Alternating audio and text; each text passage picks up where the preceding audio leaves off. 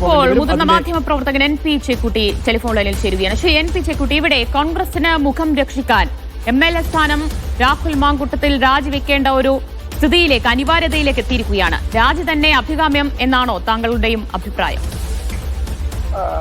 രാജിയിലേക്ക് പോകുന്നതാണ് ഇന്നത്തെ സാഹചര്യത്തിൽ നല്ലത്. കാരണം നമ്മള് കേരളത്തില് പ്രതിപക്ഷം ഒരു തെരഞ്ഞെടുപ്പിനെ നേരിടാൻ പോവുകയാണ്. ഈ തെരഞ്ഞെടുപ്പിൽ 2 തവണ കേരളത്തിലെ അധികാരത്തിൽ വന്ന പിണറായി വിജയൻ സർക്കാരിനെതിരായിട്ടുള്ള ജനവികാരം വളരെ ശക്തിയായിട്ട് അലയടിക്കുന്ന ഒരു സമയത്ത് ഇത്തരത്തിലൊരു വ്യക്തിയുടെ ഒരു വിഷയത്തിൽ സർക്കാർ ഒരു സ്കോർ ചെയ്യുന്ന ഒരു അന്തരീക്ഷം ഉണ്ടാവും.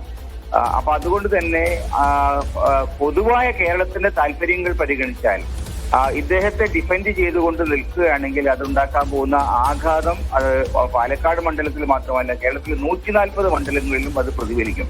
അതുകൊണ്ട് ആ ഒരു പൊതു താല്പര്യം പരിഗണിച്ചുകൊണ്ട് അദ്ദേഹത്തോട് മാറി നിൽക്കാൻ പറയുന്നതാണ് ശരി. കാരണം പാലക്കാട്ട് അദ്ദേഹവുമായിട്ട് ബന്ധപ്പെട്ട വിഷയങ്ങളിൽ കേസ് വന്നിട്ടില്ല, ജുഡീഷ്യൽ തീരുമാനമായിട്ടില്ല, അതൊക്കെ ശരിയാണ്. പക്ഷെ ഇന്നത്തെ സാഹചര്യത്തിൽ അദ്ദേഹം അസംബ്ലിയിൽ നിൽക്കുന്നത് പ്രതിപക്ഷത്തിന് വലിയ ഒരു തലവേദനയായിട്ട് മാറും. അദ്ദേഹം അതുകൊണ്ട് തന്നെ മാറി നിൽക്കുന്നതാണ് ഉത്തമം. അതിന്റെ അർത്ഥം അദ്ദേഹത്തിന് ജുഡീഷ്യൽ ആയിട്ടുള്ള ഒരു റിലീഫ് കിട്ടാൻ പാടില്ല എന്നല്ല, അല്ലെങ്കിൽ അദ്ദേഹത്തിന്റെ കാര്യത്തിൽ ഒരു മുൻകൂർ വിധിയായിട്ട് കാണേണ്ടതില്ല. അതൊക്കെ പിന്നീട് ഭാവിയിൽ തീരുമാനിക്കപ്പെടേണ്ടതാണ്.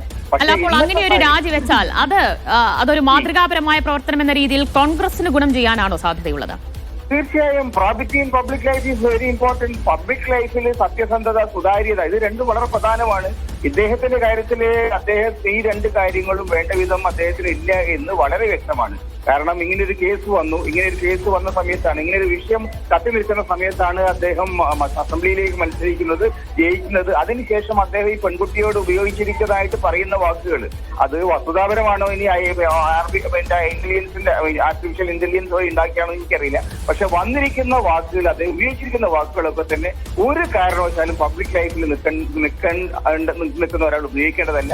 നിങ്ങൾ എത്ര വൈകാരികമായിട്ട് ഡിസ്റ്റർബ്ഡ് ആയിട്ടുള്ള സിറ്റുവേഷൻ ആണെങ്കിലും ഒരു പെണ്ണിനോട് നിന്നെ കൊല്ലാൻ എനിക്ക് വളരെ ചുരുങ്ങിയ സമയം മതി എന്നൊക്കെ പറയുന്നത് നമുക്ക് സങ്കല്പിക്കാൻ കഴിയാത്ത വിധത്തിലുള്ള ഉത്തരവാദിത്ത രാഹിത്യമാണ്. അങ്ങനെയുള്ള ആളുകൾ മാറി നിൽക്കുന്നതാണ് കേരളത്തിനെ സംബന്ധിച്ചിടത്തോളം. അതായത് ഒരു കേസില്ല, ഒരു എഫ്ഐആർ ഇതുവരെ ഒരു പോലീസ് സ്റ്റേഷനിൽ പോലും രജിസ്റ്റർ ചെയ്തില്ലല്ലോ എന്നൊക്കെ പറയുന്നത് വെറും സാങ്കേതികത്വം മാത്രമായിരിക്കും. സാങ്കേതികത്വം മാത്രമല്ല, അത് നമ്മുടെ നാട്ടിലെ വസ്തുതകളെ, ജനവികാരത്തെ പൂർണ്ണമായും അവഗണിക്കുന്നതാണ്. എങ്ങനെയാണ് നിങ്ങൾക്ക് കേരളത്തിലെ ഒരു പേരൻസിനെ അഭിമുഖീകരിക്കാൻ കഴിയുക?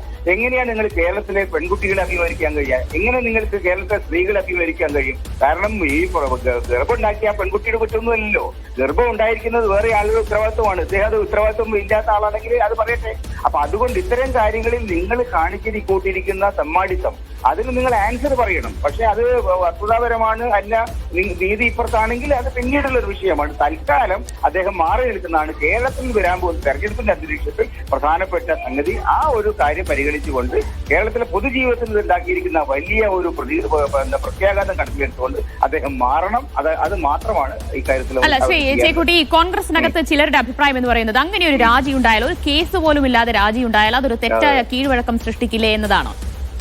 അല്ല, കീഴ്വഴക്കത്തിന്റെ വിഷയമൊന്നുമില്ലല്ലോ. ഇതെന്താ ഇദ്ദേഹത്തിനെ സംബന്ധിച്ചിടത്തോളം അദ്ദേഹത്തിന്റെ കൂടെ വടകര MP ആണ് നിൽക്കുന്നത് എന്നാണ് ഞാൻ മനസ്സിലാക്കുന്നത്.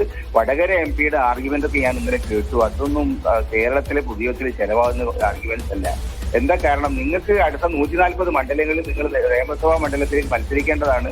അവിടെ ചെന്നിട്ട് ഈ ഒരു അന്തരീക്ഷത്തിൽ അവിടെ ചെന്ന് കഴിഞ്ഞാൽ ജനങ്ങൾ ആട്ടിവിടും. അത് മനസ്സിലാക്കാൻ വടകര MP-ക്ക് കഴിയുന്നില്ലെങ്കിൽ അദ്ദേഹത്തിന് എന്തോ പ്രശ്നമുണ്ട്. യെസ്, പക്ഷേ നോക്കൂ, അങ്ങനെയെങ്കിൽ സമാനമായ ആരോപണങ്ങൾ കുറ്റാരോപിതർ മറ്റു ചിലർ കൂടിയുണ്ടല്ലോ. മുകേഷ് MLA-ക്കെതിരെ കുറ്റപത്രം അടക്കം സമർപ്പിച്ചു കഴിഞ്ഞിട്ടുണ്ട്.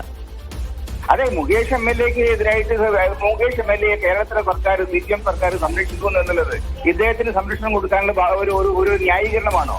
CPM-നെ സംബന്ധിച്ച് ഉള്ള ജനങ്ങളുടെ ഏറ്റവും വലിയ ആരോപണം ഈ പാർട്ടി അവരുടെ ആളുകളെ സംരക്ഷിക്കാൻ ഏതറ്റം പറയുമ്പോൾ സർക്കാരിനെ ദുരുപയോഗപ്പെടുത്തും, പോലീസ് സംവിധാനത്തെ ദുരുപയോഗപ്പെടുത്തുന്നതാണ്. അത് തന്നെയാണ് കോൺഗ്രസിന് ജയിക്കുന്നത്. കോൺഗ്രസിനെ ജയിപ്പിക്കുന്നത് ജനങ്ങൾ BJP-യിലേക്ക് മറ്റേതോ പാർട്ടിയിലേക്ക് പോകില്ലേ?